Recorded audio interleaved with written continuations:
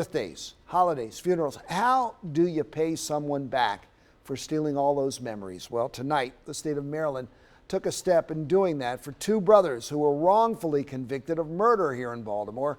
WMAR 2 News' Eddie Keenum talked to Eric Simmons and the Innocence Project about what this compensation means and how much further they have to go to correct the wrongs. It took 25 years for brothers Eric Simmons and Kenneth J.R. McPherson to make this walk. They were exonerated on a murder conviction last year. A few months back, I talked to Simmons as he was struggling to adapt to life with what he calls post-traumatic incarceration disorder. Today, he's working through it and looking forward. Accomplished some other things in my life because I'll be 59 in August. So they locked me up when I was 22, 23.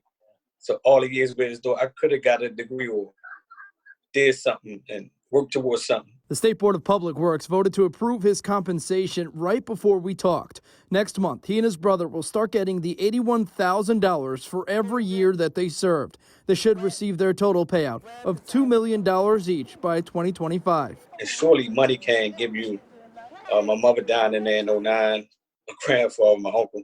I can't get that back if they gave me $1 zillion. Right. But at least I cannot worry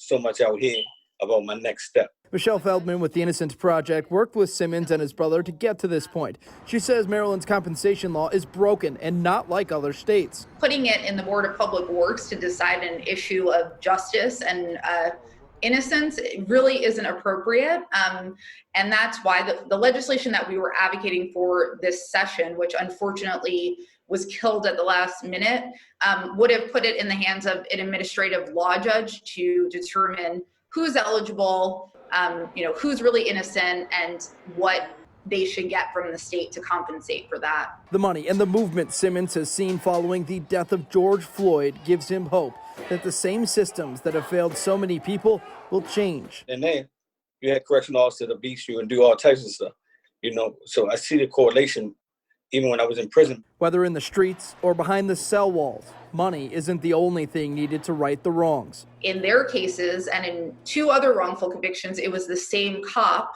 that was involved and, continues to work in the Maryland Police Department. In Baltimore, Eddie Keenum, WMAR 2 News.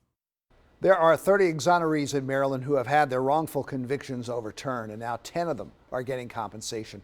And to learn more about the Innocence Project and their mission to get innocent people out of prison, head to WMAR2news.com.